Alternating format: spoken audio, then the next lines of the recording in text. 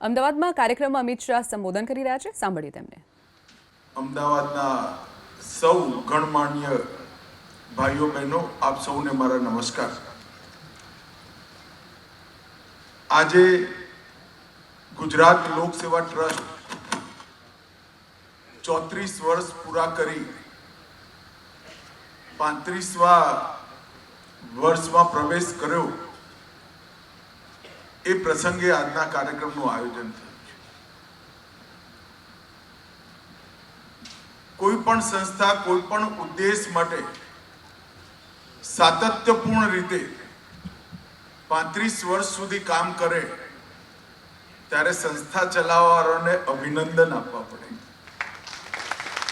અને એમાં પણ સેવાનું કામ, નિસ્વાર્થ સેવાનું કામ જે સંસ્થા કરતી હોય અને સળંગ 35 વર્ષ સુધી એ કામને એક ધારી ગતિથી આગળ વધારતા રહેવું, એ બહુ કઠિન કામ છે ને હું એ જાણું છું। એટલા માટે ગુજરાત લોક સેવા ટ્રસ્ટના સૌ કરતા ધર્તાઓને હું હૃદયપૂર્વક અભિનંદન અને ખૂબ ખૂબ ધન્યવાદ કહેવા માંગુ છું। મિત્રો, આજે હું અહીંયા ગુજરાત લોક સેવા ટ્રસ્ટના કામની અનુમોદના માટે, એકનોલેજ કરવા માટે અહીંયા આવ્યો છું।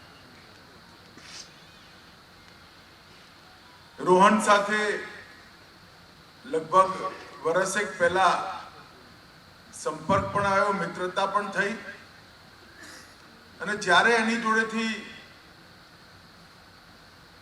ટ્રસ્ટની કામગીરી બાબતમાં જાણકારી મળી ત્યારે મેં કહ્યું હતું કે એકવાર હું અમદાવાદ આવીશ ત્યારે જરૂર આવીશ, અને આજે દિવસ નક્કી થયો ને આજે હું અહીં આપ સૌની સામે ઉપસ્થિત।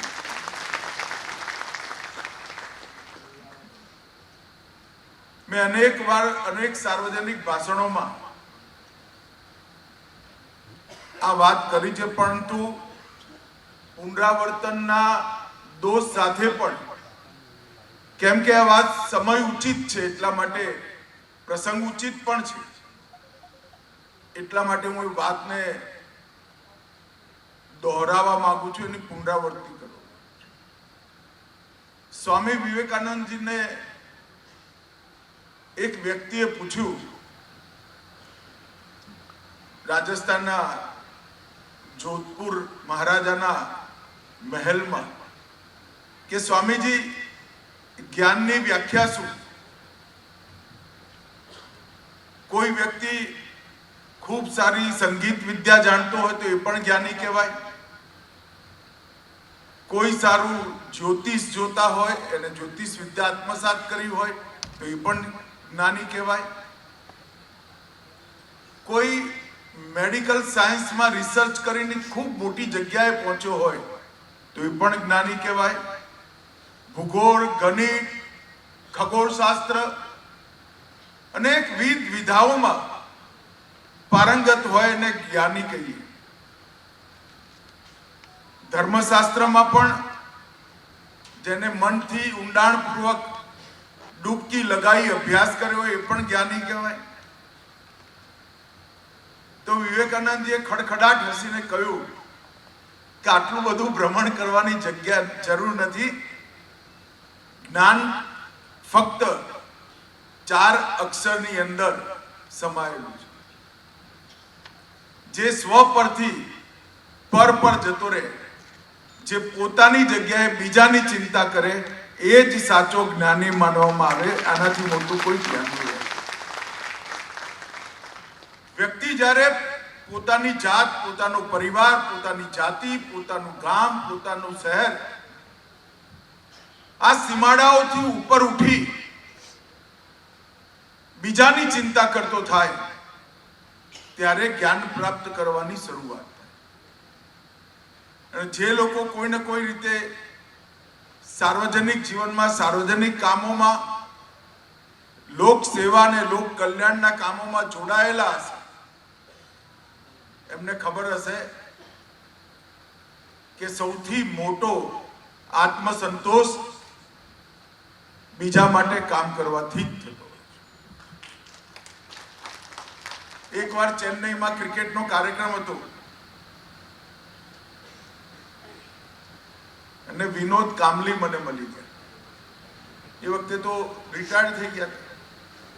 એક જમાનામાં વિનોદ કામલી ખૂબ સારા બેટ્સમેન ગણાતા. મેં એમને પૂછ્યું, વિનોદ, બહુ ઉતાર ચઢાવ જોયા તમે જીવનમાં, તમને સૌથી વધુ આનંદ ક્યારે થયો? મને એવું હતું કે કહેશે કે ડબલ સેન્ચુરી લગાવી ત્યારે થયો. એને કહ્યું, સાહેબ, કેટલાય મોટા મોટા ખેલાડીઓને પરાસ્ત કર્યા, હું જીત્યો, રેકોર્ડ તોડ્યા, પરંતુ સૌથી વધુ આનંદ આજે પણ સવારે એક નાના બાળકને બેકફૂટ પર જઈને રમતા શીખવાડું ત્યારે થાય છે. એવો આનંદ ક્યારેય નથી. ક્યાંય ને ક્યાંય આ વૃત્તિ જ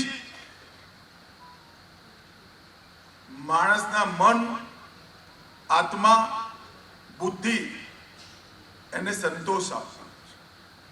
વ્યક્તિ કોઈ પણ હોય, કેવો પણ હોય, એની આત્માની ગતિ ઉદ્ધવ જ હોય. એ ઉપરની દિશામાં જ વિચારતો હોય અને એને લોકોના કામ કરવાથી હંમેશા સંતોષ અને સુખનો અહેસાસ અને એ કામ વધુ કરવાની પ્રેરણા પણ મળતી હોય છે. હમણાં હું આવતા પહેલા, રોહન આમ તો માર્કેટિંગમાં એક્સપર્ટ માણસ છે, એને ખૂબ સુંદર રીતે ટ્રસ્ટની બધી જ પ્રવૃત્તિઓ